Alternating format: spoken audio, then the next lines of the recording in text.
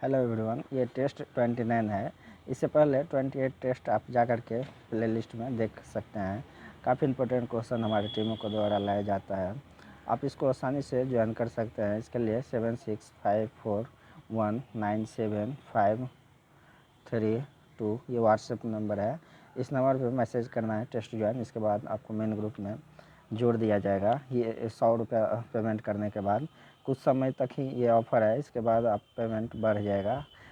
काफ़ी important question लाया जाता है। आप देख सकते हैं क्वेश्चन को।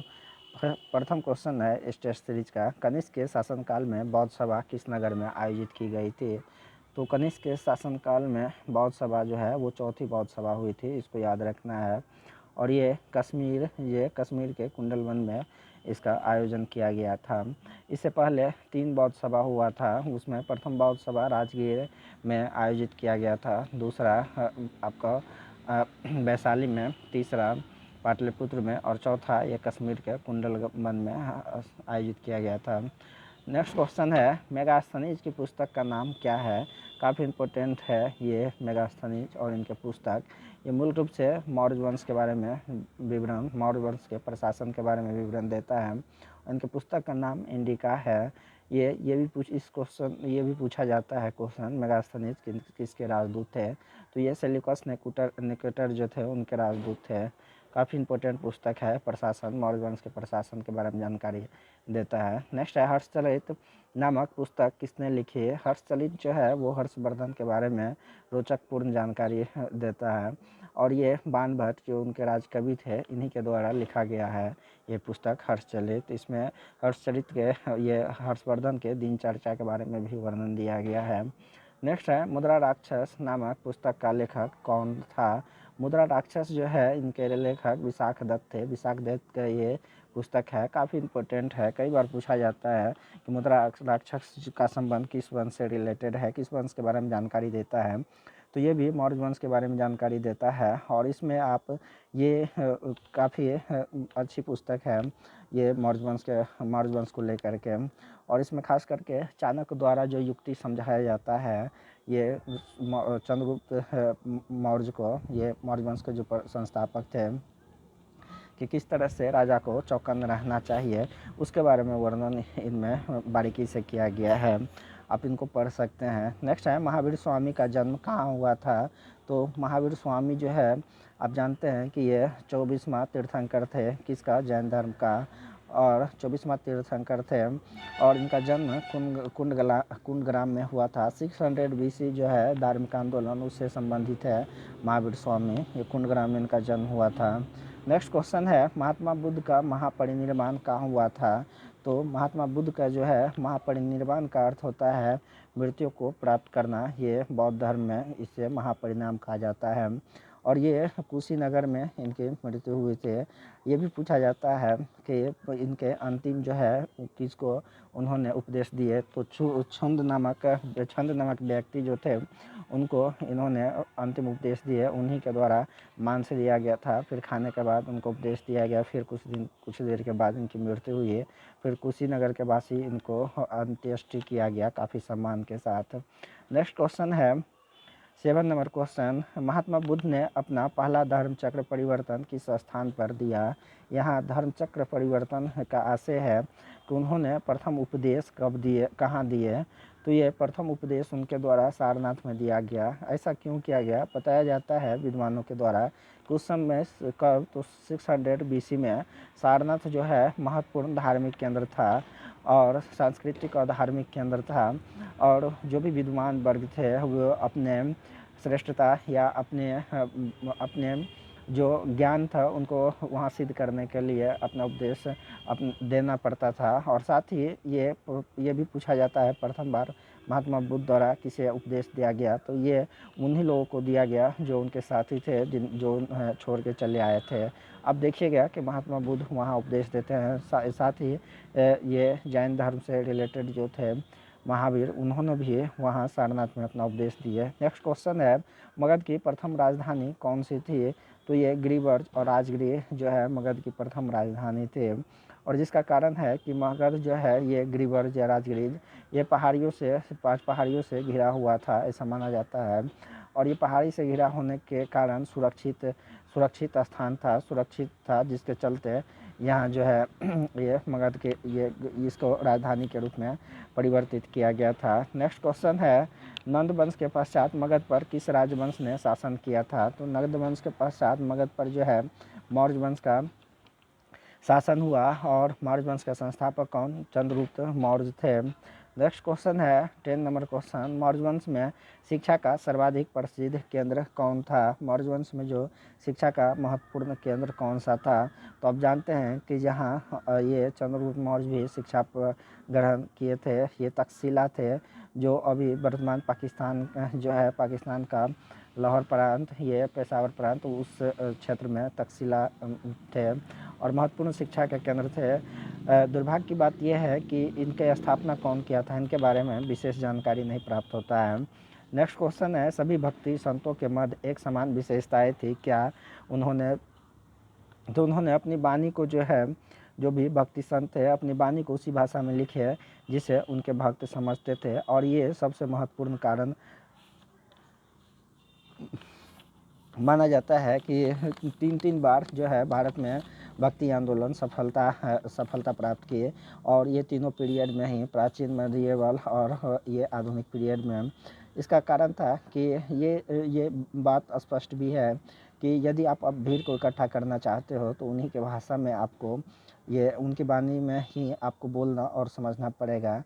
और यही कारण था कि अगर एक तरफ महावीर प्राकृतिक भाषा को आश्रय प्रदान करते हैं और बुद्ध पाली भाषा को, पाली प्राकृतिक को क्यों? क्योंकि उस समय क्षेत्रीय भाषाएं थी पाली प्राकृतिक, आपको पता होगा, और ये उन्होंने अपने ग्रंथ को भी उसी भाषा में लिखने का सर्वप्रथम प्रयास किए और लोगों से जुड़ने का, जिसके चलते काफ़ी सफल भी रहा ये बौद्ध धर्म, जैन धर्म।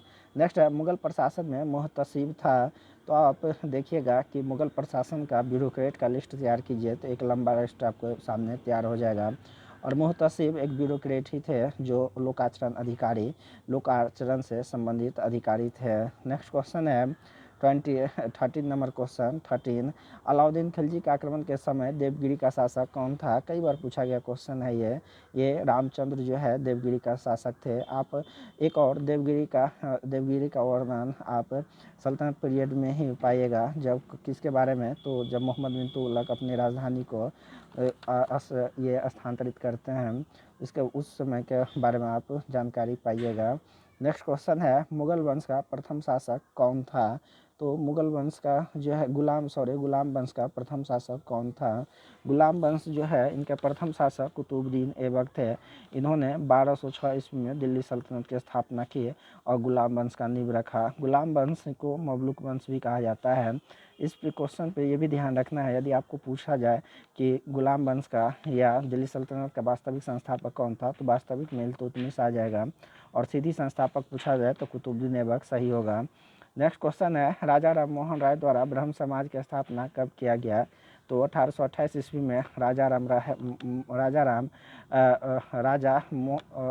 मोहन राय द्वारा ब्रह्म समाज की स्थापना किया गया था। और ये राजा राम मोहन राय के बारे में समझ लीजिए मोटे तौर पे कि इन्हें आधुनिक भारत का निर्माता माना जाता है, और ये प्रथम थे राजा राम मोहन राय जिन्होंने सांस्कृतिक आंदोलन प्रारंभ किए थे आधुनिक भारत में। नेक्स्ट क्वेश्चन है, सत्यार्थ प्रकाश की रचना किसने की थी? सत्यार्थ प्रकाश काफ़ी फेमस पुस्तक है और ये स्वामी दयानंद सरस्वती द्वारा 1875 ईस्वी में इसकी रचना किया जाता है। स्वामी दयानंद सरस्वती आपको पता होगा कि किन से? तो आर्यवंश से संबंधित है। आर्यवंश के संस्थापक स्वामी दयानंद सरस्वती को माना जाता है। नेक्स्ट है, अनुशीलन समिति थी, ये काफ़ी इम्पोर्टेंट समिति है और एक क्रांतिकारी संगठन थी अनुशीलन समिति।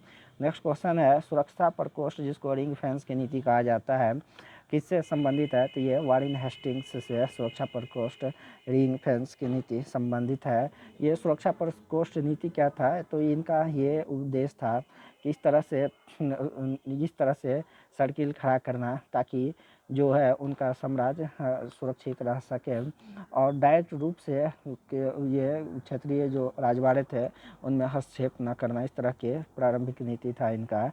नेक्स्ट क्वेश्चन है, all India trade union Congress का प्रथम अध्यक्ष कौन था? 19 नंबर क्वेश्चन 19 का ये लाला लाजपत राय हो जाएगा। All India trade union Congress का प्रथम अध्यक्ष लाला लाजपत राय किए थे अध्यक्षता।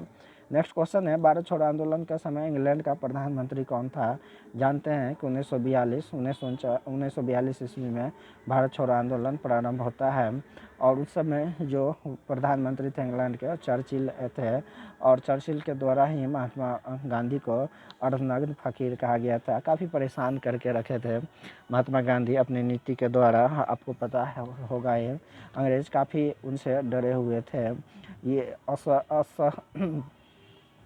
अहिंसा के बल पे डराने का काम जो किए और अहिंसा के बल पे जो नीति का प्रचालन किए महात्मा गांधी काफ़ी विचारणीय आज भी हमारे सोसाइटी और हमारे ये देश विश्व के लिए है कि किस तरह से हिंसा किसी चीज़ का महात्मा गांधी का भी मानना था। हिंसा किसी चीज़ का अंतिम जो है निर्णायक बिंदु तक नहीं पहुंचाया जा सकता है किसी चीज़ को।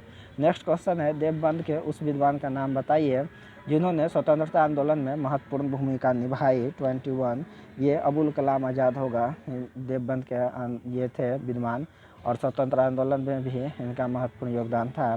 नेक्स्ट है, अंग्रेजी भारतीय सेना में चर्बी वाले कारतूस से चलने वाले एनफील्ड राइफल कब शामिल की गई है? 22 का बी आंसर हो जाएगा दिसंबर 1856 में।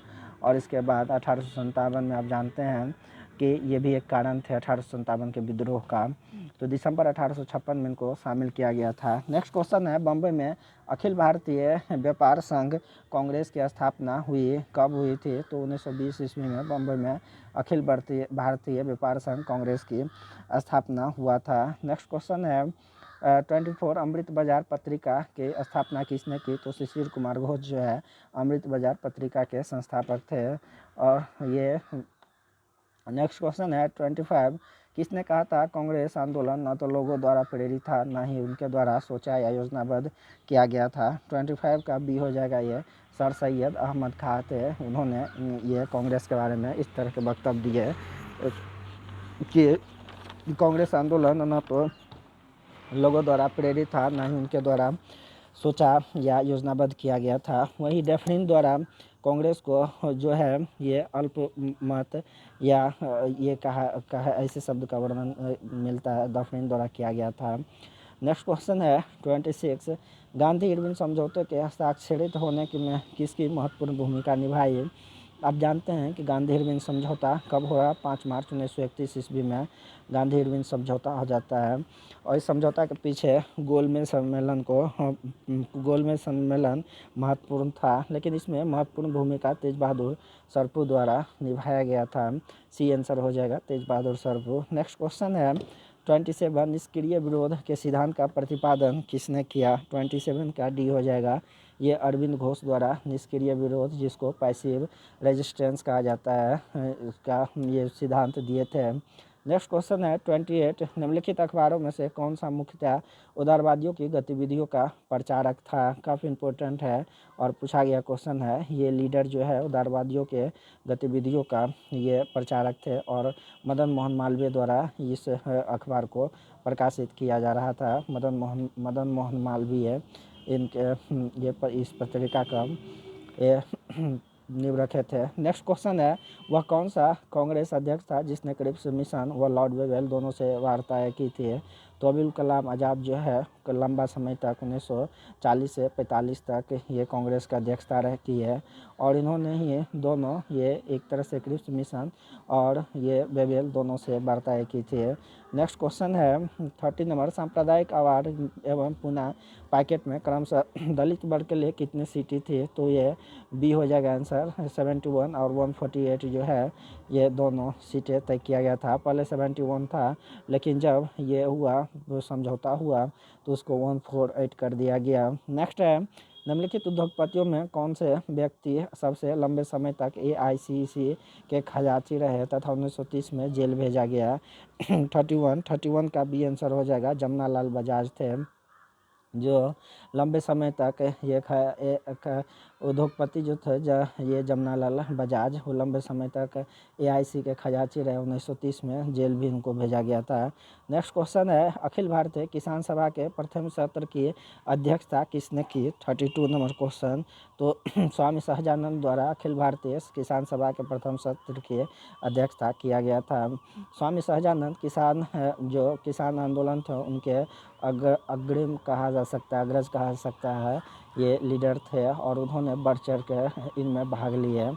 नेक्स्ट है, 1947 ईस्वी के भारतीय राष्ट्रीय कांग्रेस के दिल्ली अधिवेशन की अध्यक्षता किसने की? तो 1947 में जो भारतीय राष्ट्रीय कांग्रेस का, यहाँ इस पर फोकस करना है, दिल्ली अधिवेशन पूछा जा रहा है, तो इसकी अध्यक्षता डॉक्टर राजेंद्र प्रसाद द्वारा किया गया था। वही क्वेश्चन पूछा जाता है कि 1947 यानी जब भारत आज़ाद हुआ तो उस समय कांग्रेस की अध्यक्षता किनके द्वारा किया गया? तो ये जेबी कृपलानी हो जाता है आंसर, लेकिन इसमें दिल्ली के अधिवेशन का अध्यक्षता पूछा जा रहा है तो राजेंद्र प्रसाद द्वारा किया गया था।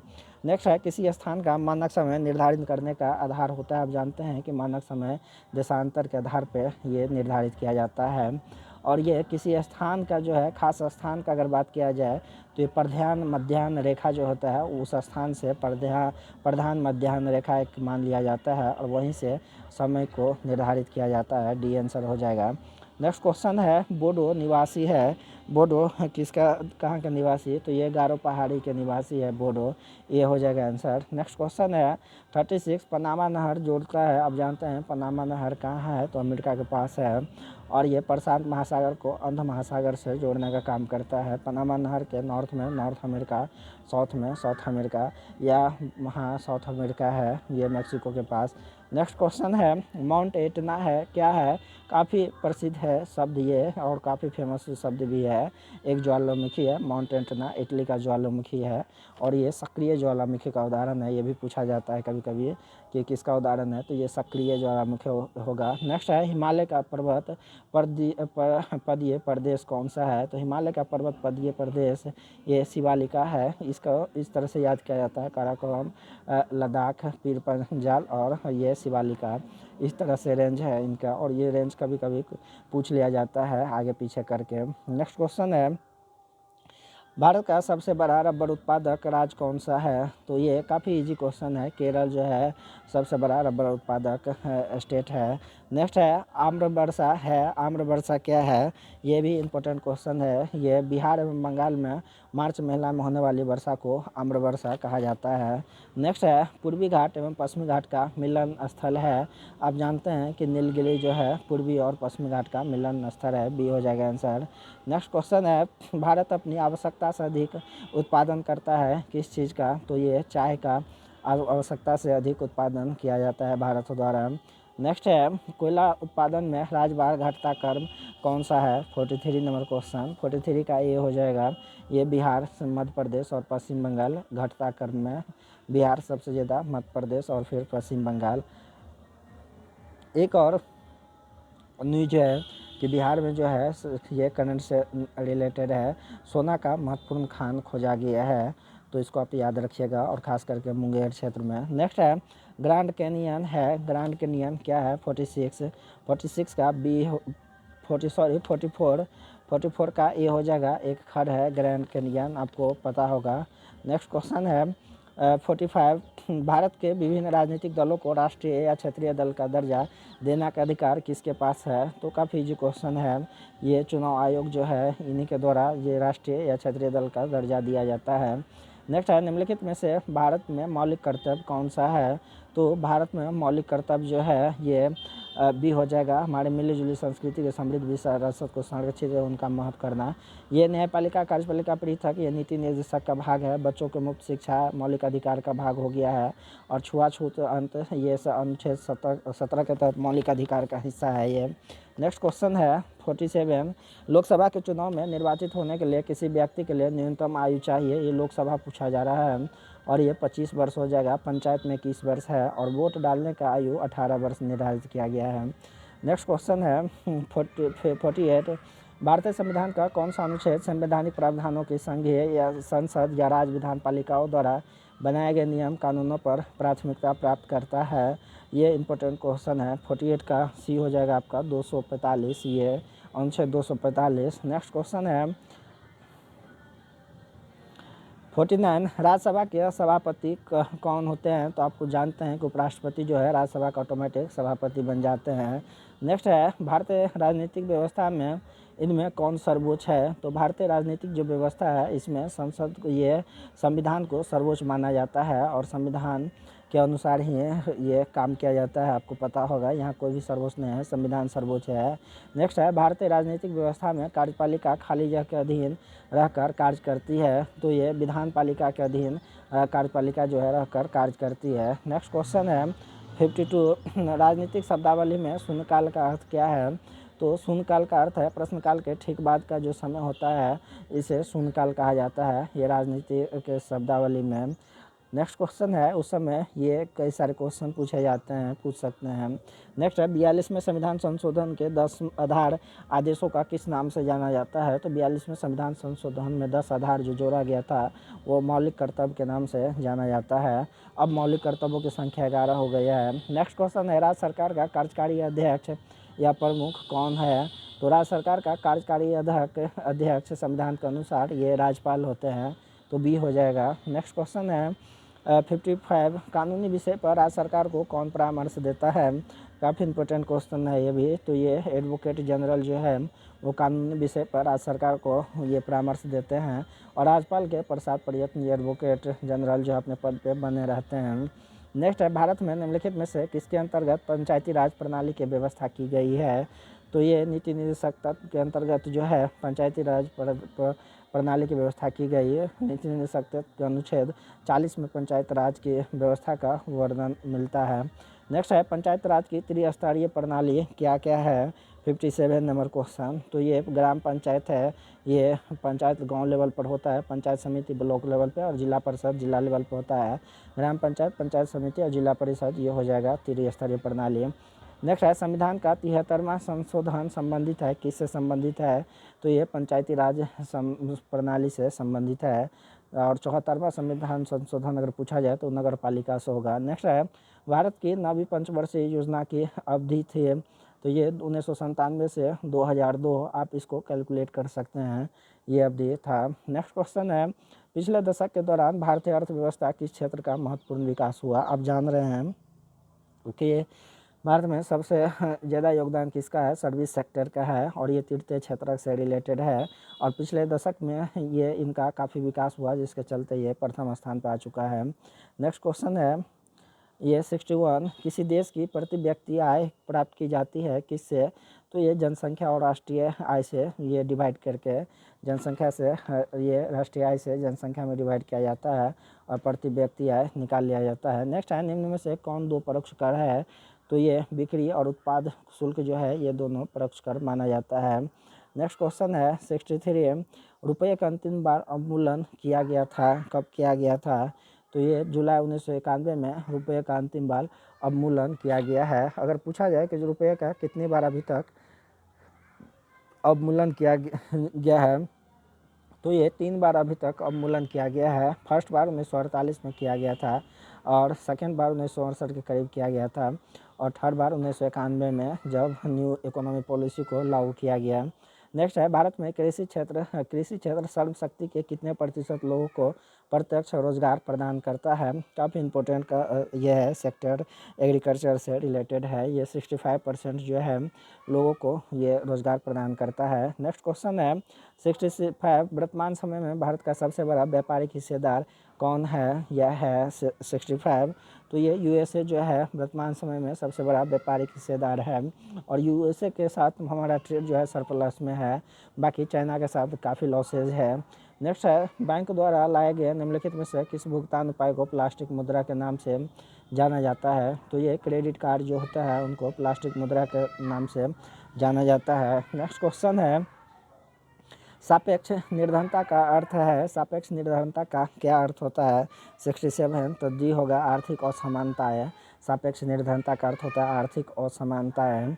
नेक्स्ट क्वेश्चन है, निर्धनता का अर्थ अगर पूछा जाए तो उसमें जीवन की न्यूनतम आवश्यकता नहीं पूरी होना, लेकिन सापेक्ष पूछ रहा है किसी से रिलेटेड करके, तो इसमें आर्थिक असमानता हो जाएगा। नेक्स्ट है, भारत में राष्ट्रीय आय का आकलन एकत्रित किया जाता है, कैसे एकत्रित किया जाता है? 68 सी होगा, केंद्रीय सांख्यिकी संगठन द्वारा NSSO के द्वारा राष्ट्रीय आय का आकलन एकत्रित किया जाता है। नेक्स्ट है, अर्थव्यवस्था में 1998 का नोबेल पुरस्कार किसे मिला? कब इम्पोर्टेंट है ये क्वेश्चन, तो ये अमर्त्य सेन को ही 1998 में मिला। ये भी पूछा जा सकता है कब मिला था अमर्त्य सेन को ये नोबेल पुरस्कार, तो 1998, इसको याद रखना है। नेक्स्ट क्वेश्चन है, विद्युत उत्पन्न करने के लिए कौन सी धातु का उपयोग किया जाता है? तो यूरेनियम का उपयोग विद्युत उत्पादन के लिए किया जाता है। नेक्स्ट क्वेश्चन है, गेहूं की खेती के लिए कौन से उर्वरक अधिक मात्रा में उपयोग करते हैं? 71 का आंसर ये हो जाएगा, ये नाइट्रोजन का अधिक मात्रा में उपयोग किया जाता है गेहूं के खेती में उर्वरक के रूप में। नेक्स्ट है, चूहा मारने का जहर किस रासायनिक पदार्थ से बनता है? तो ये पोटासियम साइनाइड से जो है चूहा मारने की जहर बनाया जाता है। नेक्स्ट है 73, पीतल में कौन सी धातु है? तो पीतल में तांबा और जस्ता, जिसको तांबा और जिंक कहा जाता है, जस्ता को जिंक कहा जाता है, तो ये दोनों मिला करके पीतल का निर्माण होता है। नेक्स्ट क्वेश्चन है 74, एस्पिरिन कहाँ से प्राप्त मिलती है? तो ये पेड़ों से मिलती है, पेड़ से प्राप्त होती है एस्पिरिन। नेक्स्ट क्वेश्चन है, मायोग्लोबिन में कौन सी धातु है? तो लोहा जो है मायोग्लोबिन में अधिक मात्रा में पाया जाता है। नेक्स्ट क्वेश्चन है, हाइड्रोजन को जलाने से क्या बनेगा? तो हाइड्रोजन को जब जलाया जाता है H2+O2, तो ये जल पानी का निर्माण होता है H2O। नेक्स्ट क्वेश्चन है 77, चुंबकीय सुई किस तरफ संकेत करता है? बचपन में पढ़े होंगे, चुंबकीय सुई नॉर्थ और साउथ की ओर संकेत करता है, तो ये सी हो जाएगा। इसमें ये साउथ नहीं दिया हुआ है, नहीं साउथ भी दिया रहता तो ये आंसर हो जाता, ये सी हो जाएगा आंसर। नेक्स्ट क्वेश्चन है, महासागर में ऊंची जल तरंगे कैसे उत्पन्न होती है? तो महासागर में ऊंची जल तरंगे जो है 78 का डी हो जाएगा, चंद्रमा से उत्पन्न होती है। आप जानते हैं कि चंद्रमा का बल सर्वाधिक लगता है जल तरंग उत्पन्न करने में, क्योंकि ये नज़दीक है सूरज की अपेक्षा काफ़ी नज़दीक। नेक्स्ट है, अम्ल वर्षा होती है किससे? तो ये कारखाना से अम्ल वर्षा, और कारखाना से जो है सल्फ्यूरिक एसिड निकलती है, जिसके चलते ये अम्ल वर्षा का कारण बनता है। नेक्स्ट है, सोने को घोला जा सकता है, तो 3 भाग हाइड्रोक्लोरिक अम्ल तथा 1 भाग नाइट्रिक एसिड के मिश्रण से सोने को घोला जा सकता है। नेक्स्ट है, श्वेत प्रकाश की नली में कैसे पैदा करते हैं? श्वेत प्रकाश को नली में 81 का बी हो जाएगा, तंतु को गर्म करके श्वेत प्रकाश को नली में पैदा करते हैं। नेक्स्ट क्वेश्चन है 82, कमरे को ठंडा किया जा सकता है? तो संपीड़ित गैस अगर छोड़ दिया जाए तो कमरे को ठंडा किया जा सकता है कुछ देर तक। नेक्स्ट है, प्रकाश में 7 रंग होते हैं, रंगों को अलग करने का क्या तरीका है? आप 10th क्लास में ही पढ़े होंगे कि प्रिज्म का माध्यम से किस तरह से 7 रंग को अलग अलग कर लिया जाता है, इस तरह से प्रिज्म से गुजरने के बाद पता लगता है, और ये बैनी पिनाला के फार्मूला से अलग होता है। नेक्स्ट है, सूर्य ग्रहण तब होता है जब कब? तो सूर्य ग्रहण कब लगेगा? जब चंद्रमा अगर बीच में आ जाए तो उस स्थिति में सूर्य ग्रहण होता है, और यदि पृथ्वी बीच में आ जाए तो उस स्थिति में चंद्र ग्रहण होगा, ये याद रखना है। नेक्स्ट क्वेश्चन है, लोलक की कालावधि निर्भर करता है? तो ये लंबाई पे निर्भर करता है, इसका फार्मूला होता है T=2π√L/G। ये यहाँ G का अर्थ गुरुत्वाकर्षण हुआ, L का अर्थ लंबाई हुआ। नेक्स्ट क्वेश्चन है 85, तैरने में तैरने से मनुष्य की त्वचा जल जाती है, क्या कारण है? 86 का, ये 86 का बी हो जाए, क्लोरीन के कारण जो है मनुष्य की त्वचा जलता है। नेक्स्ट क्वेश्चन है 87, जब वैद्युत ऊर्जा गतिज में परिवर्तित होती है तब क्या होता है? 87 का ए हो जाएगा, कोई ऊष्मा की हानि नहीं होती है। आपको पता है कि ऊष्मा न उत्पन्न किया जा सकता है और न ही उसको समाप्त किया जा सकता है, ये रूपांतरित केवल होता है एक से पार्ट से दूसरे पार्ट में। नेक्स्ट है, शक्कर का किण्वन से बनता है, क्या बनता है शक्कर के किण्वन से? तो ये इथाइल अल्कोहल का निर्माण होता है शक्कर के किण्वन से। 88 का ये हो जाएगा। नेक्स्ट क्वेश्चन है 89, औरंगजेब ने किस वर्ष अपने पुत्र राजकुमार अजीज को बिहार का सूबेदार नियुक्त किया था? 89 का बी हो जाएगा। 1695 ईस्वी में जो है औरंगजेब द्वारा राजकुमार अजीज को जो है ये सूबेदार नियुक्त किया गया था। नेक्स्ट क्वेश्चन है 90, इब्राहिम लोदी के काल में बिहार का सूबेदार कौन था जिसने सुल्तान के विरुद्ध विद्रोह किया था? 90 नंबर क्वेश्चन, 90 का डी हो जाएगा। अब्बास खां सरवानी जो थे वो इब्राहिम लोदी के समय में बिहार के सूबेदार थे। अब्बास खां सरवानी, सॉरी 90 नंबर क्वेश्चन का डी हो जाएगा। दरिया खान नुहानी। इब्राहिम लोदी के काल में बिहार का सूबेदार कौन था जिसने सुल्तान के विरुद्ध विद्रोह किया था? 90 का आंसर डी हो जाएगा। दरिया खान नुहानी जो थे वो इब्राहिम लोदी के समय में सूबेदार थे बिहार के और इन्होंने विद्रोह किया था। नेक्स्ट क्वेश्चन है शेरशाह को शेरखा की उपाधि किसने दी थी? काफ़ी इंपॉर्टेंट क्वेश्चन है ये। मोहम्मद नुहानी द्वारा शेरशाह को शेरखा की उपाधि दिया गया था, मोहम्मद नुहानी द्वारा। नेक्स्ट क्वेश्चन है कर्नाट वंश का अंतिम शासक कौन था? तो ये हरि सिंह जो है कर्नाट वंश के अंतिम शासक थे। और नानदेव जो है इनके प्रथम शासक थे, संस्थापक थे, ये भी पूछा जाता है। नेक्स्ट है निम्न में से कौन सल्तनत काल में बिहार का राज्यपाल नहीं रहा था? 93 नंबर क्वेश्चन, तो ये मुबारिज खां जो है सल्तनत काल में बिहार का राज्यपाल नहीं था। इसके बाद तुगान खां, सैफुद्दीन का ऐबक और हतीम खां भी बिहार के राज्यपाल थे। नेक्स्ट है दरभंगा के में एक दुर्ग तथा एवं जामा मस्जिद, दुर्ग और जामा मस्जिद का निर्माण कराने वाले सुल्तान कौन थे? तो मोहम्मद बिन तुगलक जो है वो दुर्ग दरभंगा में खास करके याद रखिएगा, ये दुर्ग और जामा मस्जिद का निर्माण करवाए थे। नेक्स्ट है तिरहुत के मुख्य क्षेत्र में कर्नाटक के स्थान पर किस वंश का राज स्थापित हुआ था? 95 का डी हो जाएगा आइनवाड़ा वंश का। ये 95 का डी आइनवाड़ा वंश का राज स्थापित हुआ था तिरहुत में कर्नाट के स्थान पर। नेक्स्ट क्वेश्चन है शेरखा बिहार के किस शासक का संरक्षक नियुक्त हुआ था? 96 का बी हो जाएगा, ये जलाल खां का संरक्षक नियुक्त हुआ था शेरखा। नेक्स्ट क्वेश्चन है 97 चीनी यात्री सुंग यून ने भारत की यात्रा की थी। 97 का ये हो जाएगा 515 से 520 ईस्वी में चीनी यात्री सुंग यूंग भारत की यात्रा किए थे। नेक्स्ट है इल्तुतमिश ने 1225 में के लगभग किसे पराजित कर बिहार पर अधिकार किया था? 98 का सी हो जाएगा, ये हसमुद्दीन इवाज खिलजी जो है इनको पराजित कर बिहार पर अधिकार किए थे इल्तुतमिश। नेक्स्ट है राजा मान सिंह को बिहार प्रांत का प्रांतपति किसने नियुक्त किया था? राजा मान सिंह को तो जानते हैं ये अकबर के द्वारा नियुक्त किया गया था। नेक्स्ट क्वेश्चन है 100 नंबर, प्रद्योत कहाँ का राजा था? काफ़ी इंपॉर्टेंट शासक है ये प्रद्योत।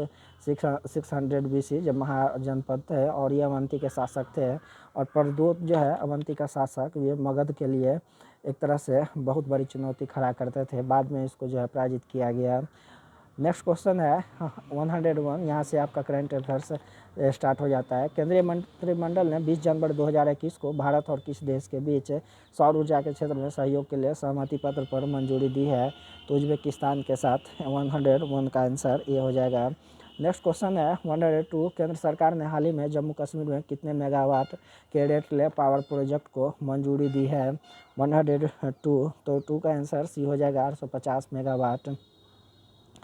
नेक्स्ट क्वेश्चन है 103, ग्लोबल फायर पावर इंडेक्स 2021 में चौथा स्थान निम्न में से किस देश को प्राप्त हुआ है? 103 का ये हो जाएगा भारत को प्राप्त हुआ है ग्लोबल फायर इंडेक्स 2021 में चौथा स्थान। नेक्स्ट क्वेश्चन है किस देश ने साल 2021 में संयुक्त राष्ट्र को शांति मिशन के लिए $1.5 लाख की मदद करने की घोषणा की है? तो ये भारत द्वारा घोषणा किया गया है। नेक्स्ट क्वेश्चन है 105, निम्न में से किस बॉलीवुड अभिनेता के नाम पर दक्षिणी दिल्ली के एंड्रूजगंज के में एक सड़क का नामकरण किया गया? तो ये सुशांत सिंह राजपूत के नाम पे। नेक्स्ट क्वेश्चन है सड़क परिवहन एवं राजमार्ग मंत्रालय तथा किस संस्था ने प्राकृतिक आपदा प्रबंधन के क्षेत्र में सहयोग के लिए एक सहमति पर हस्ताक्षर किए? 106 का ये हो जाएगा DRDO द्वारा किया गया है। नेक्स्ट क्वेश्चन है 107, किस राज्य सरकार ने हाल ही में महात्मा गांधी राष्ट्रीय ग्रामीण रोजगार गारंटी अधिनियम मनरेगा के तहत कार्य दिवसों की संख्या को मौजूदा 100 दिन से बढ़ाकर 150 दिन किया गया? तो ये उत्तराखंड द्वारा किया गया है, बी आंसर हो जाएगा।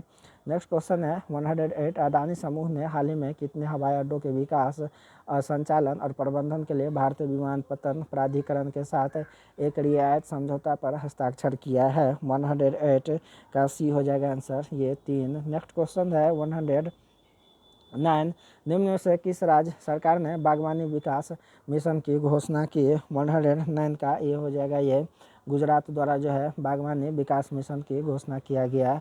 नेक्स्ट है, निम्न में से किस ट्रेन का नाम बदलकर नेताजी एक्सप्रेस कर दिया गया? 100 ट्रेन का बी हो जाएगा हावड़ा कालका मेल का नाम बदलकर नेताजी एक्सप्रेस कर दिया गया। नेक्स्ट क्वेश्चन है, किस राज्य सरकार ने हाल ही में पंख योजना को लॉन्च किया है? तो ये मध्य प्रदेश द्वारा पंख योजना को लॉन्च किया गया है। नेक्स्ट क्वेश्चन है, 112 इंडियन प्रीमियर लीग की फ्रेंचाइजी टीम राजस्थान रॉयल्स ने श्रीलंका के किस दिग्गज बल्लेबाज को अपना क्रिकेट निर्देशक नियुक्त किया है? 112 का आंसर ए हो जाएगा, ये कुमार संगकारा को नियुक्त किया गया है। नेक्स्ट क्वेश्चन है 113, केंद्र सरकार ने हाल ही में किस पूर्व न्यायाधीश को जेड+ सुरक्षा प्रदान की है? तो ये पूर्व न्यायाधीश रंजन गोगोई हो जाएगा ए आंसर। नेक्स्ट क्वेश्चन है, निम्न में से किस देश ने यूएई की मंजूरी के बाद अबू धाबी में अपना दूतावास खोल दिया है? तो ये इजराइल हो जाएगा 114 का सी आंसर। इजराइल यूएई की मंजूरी के बाद जो है अबू धाबी में अपना दूतावास खोला है।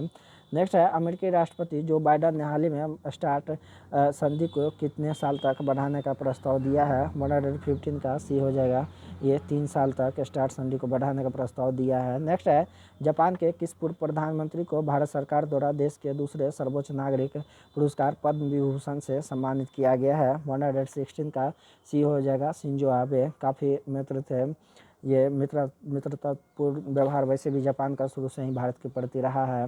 नेक्स्ट क्वेश्चन है, स्पेन और किस देश ने हाल ही में 590 मेगावाट सौर ऊर्जा संयंत्र बनाने के लिए एक समझौते पर हस्ताक्षर किया? 117 का ए हो जाएगा, फ्रांस द्वारा किया गया है। नेक्स्ट है 118, सड़क परिवहन एवं राजमार्ग मंत्री नितिन गडकरी ने 15 वर्ष से पुराने वाहनों को हटाने के लिए स्क्रैप नीति को किस तारीख से लागू करने की घोषणा की है? 118 का सी हो जाएगा, 1 अप्रैल 2022। नेक्स्ट क्वेश्चन है, हाल ही में पुर्तगाल के आम चुनाव में कौन जीत दर्ज कर दूसरी बार देश के राष्ट्रपति बन गए हैं? पुर्तगाल के आम चुनाव में 119 का डी हो जाएगा, मार्केलो रेबेलो डी सूजा। नेक्स्ट क्वेश्चन है 120, जर्मन वॉच में के ग्लोबल क्लाइमेट रिस्क इंडेक्स 2021 में भारत को निम्न में से किस स्थान पर रखा गया है? तो भारत को 7वें स्थान पर रखा गया। नेक्स्ट है, संयुक्त राष्ट्र द्वारा कैलेंडर वर्ष 2021 में भारत की आर्थिक वृद्धि कितने प्रतिशत रहने का अनुमान लगाया है? 121 का बी हो जाएगा, 7.3%। 121 का। नेक्स्ट क्वेश्चन है 122, मराठी के जाने माने उपन्यासकार नामदेव चंद्रभान कामरेले को साहित्य में उनके योगदान के लिए किस पुरस्कार से सम्मानित किया गया है? 122 का ए हो जाएगा, पद्मश्री से सम्मानित किया गया है। नेक्स्ट क्वेश्चन है 123, हाल ही में केंद्रीय जनजातीय कार्य मंत्रालय ने प्रवासी श्रमिकों के लिए राज्य और राष्ट्रीय स्तर के कार्यक्रमों के निर्माण को सुचारू बनाने हेतु किस राष्ट्रीय प्रवासन सहायता पोर्टल की शुरुआत की? 123 का बी हो जाएगा, श्रम शक्ति।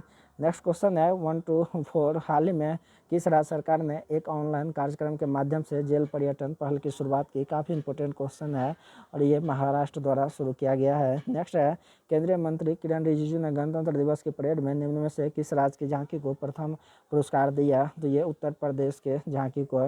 नेक्स्ट क्वेश्चन है, हाल ही में किस देश ने अपने बासमती चावल के लिए भौगोलिक संकेतक पहचान पत्र प्राप्त किया है? 126 का हो जाएगा, पाकिस्तान द्वारा ये प्राप्त किया गया है। नेक्स्ट है, कोरोना वायरस महामारी से निपटने में आलोचना के चलते किस देश के प्रधानमंत्री गुइसेप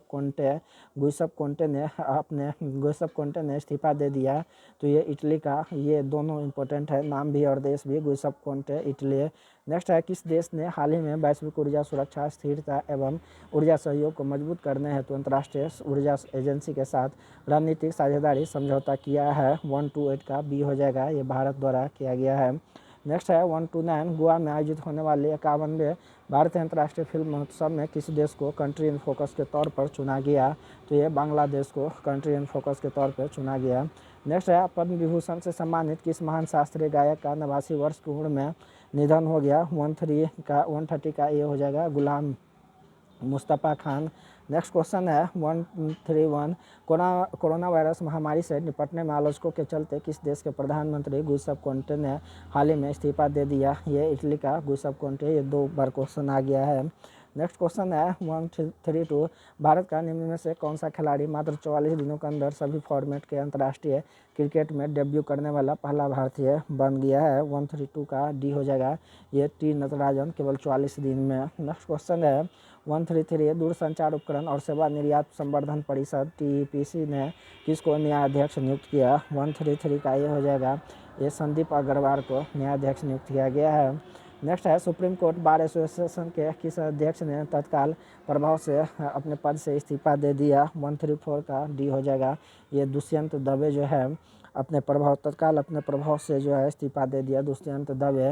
नेक्स्ट क्वेश्चन है दूरसंचार उपकरण और सेवा निर्यात संवर्धन परिषद ने किसको न्यायाध्यक्ष नियुक्त किया है? 135 का ये हो जाएगा संदीप अग्रवाल को नियुक्त किया गया है। नेक्स्ट है अतिचालक का लक्षण क्या है? तो उच्च पारगम्यता अतिचालक का लक्षण है। नेक्स्ट क्वेश्चन है निम्न में से किस देश की सरकार ने ईस्ट इंडिया कंपनी के शीर्ष अधिकारी रॉबर्ट क्लाइव के इंडियन सिल्वर दरबार के मॉडल के निर्यात पर रोक लगा दी है? तो ये ब्रिटेन द्वारा लगाया गया है। नेक्स्ट है फ्रांस के तेल ऊर्जा समूह टोटल ने अडानी एनर्जी में निम्न से कितने प्रतिशत हिस्सेदारी खरीदने हेतु 2.5 अरब डॉलर का समझौता किया है? 138 का बी हो जाएगा ये 20%। नेक्स्ट क्वेश्चन है 139, फ्रांस के तेल ऊर्जा समूह टोटल ने अडानी एनर्जी में निम्न में से कितने प्रतिशत हिस्सेदारी खरीदने पर 2.5 अरब डॉलर का समझौता किया? 139 का बी हो जाएगा 20%। नेक्स्ट क्वेश्चन है 140, भारत ने हाल ही में ईरान के चाबहार बंदरगाह को कितने हार्बर क्रेन की आपूर्ति की है? 140 का डी हो जाएगा दो हार्बर के पूर्ति की है। नेक्स्ट है हाल ही में किस देश ने संयुक्त अरब अमीरात एवं बहरीन को प्रमुख रणनीतिक साझेदारी करार दिया है? तो ये अमेरिका द्वारा संयुक्त अरब अमीरात और बहरीन को प्रमुख राजनीतिक करार दिया गया है। नेक्स्ट है किस राज्य के राज्यपाल आरिफ मोहम्मद खान ने वन स्कूल वन IAS योजना का उद्घाटन किया? तो ये केरल द्वारा वन स्कूल वन IAS योजना का उद्घाटन किया गया है। नेक्स्ट है भारत और किस देश ने हाल ही में सूचना एवं संचार प्रौद्योगिकी के क्षेत्र में सहयोग बढ़ाने के उद्देश्य से एक समझौता ज्ञापन पर हस्ताक्षर किया है? 143 का सी हो जाएगा ये जापान द्वारा ये किया गया है। सूचना और प्रौद्योगिकी क्षेत्र में ये सहयोग बढ़ाने के लिए समझौता पर ज्ञापन किया है हस्ताक्षर किया गया है। 143 का सी हो जाएगा। नेक्स्ट क्वेश्चन है 144, अमेरिका ने ओपन स्काई संधि से अलग होने की घोषणा के बाद किस देश ने भी इस संधि से वापसी की घोषणा की? तो ये रूस द्वारा किया गया है। 144 का ये हो जाएगा आंसर। नेक्स्ट क्वेश्चन है 145, गुजरात सरकार ने हाल ही में ड्रैगन फ्रूट का नाम बदलकर क्या रखने की घोषणा की है? तो ये कमलम फ्रूट। नेक्स्ट क्वेश्चन है 146, भारत ने सबसे पहले निम्न में से किस पड़ोसी देश को 1.5 करोड़ कोरोना वैक्सीन कोविशील्ड के डोज अनुदान सहायता के तहत उपहार में दिए? 146 का ये सी हो जाएगा भूटान को। नेक्स्ट क्वेश्चन है 147, निम्न में से कौन सा भारतीय विकेट कीपर बल्लेबाज सबसे कम 27 पारियों में 1000 रन बनाने वाला पहला भारतीय बल्लेबाज बन गया है? 147 का बी हो जाएगा ऋषभ पंत द्वारा बन गया है। नेक्स्ट क्वेश्चन है गणतंत्र दिवस परेड में फाइटर प्लेन उड़ाने वाले पहली महिला फाइटर निम्न में से कौन बन जाएगी? 148 का ये भावना कांत बन जाएगी। 149 है इस टेस्ट सीरीज का सेकेंड लास्ट क्वेश्चन, केंद्र सरकार ने पराक्रम दिवस किस दिन मनाए जाने की घोषणा की? तो ये 23 जनवरी। और किसके दिवस पे? तो ये सुभाष चंद्र बोस के दिवस पे। और लास्ट क्वेश्चन है फिलिस्तीन में कितने वर्षों के बाद साल 2021 में अपना पहला राष्ट्रीय चुनाव आयोजित करने के लिए तैयार है? 150 का ये हो जाएगा ये 14 साल के बाद। इस तरह से आप इस चैनल को सब्सक्राइब कर सकते हैं, साथ ही आप टेलीग्राम से भी जुड़ सकते हैं ताकि टाइम टू टाइम आपको अपडेट मिलता रहे। केवल 1 जनवरी तक ही ये ऑफ़र रखा गया है कि 100 रुपये में आप टेस्ट सीरीज़ को ज्वाइन कर सकते हैं, 50 टेस्ट सीरीज़। इसके बाद जो है फी बढ़ा दिया जाएगा।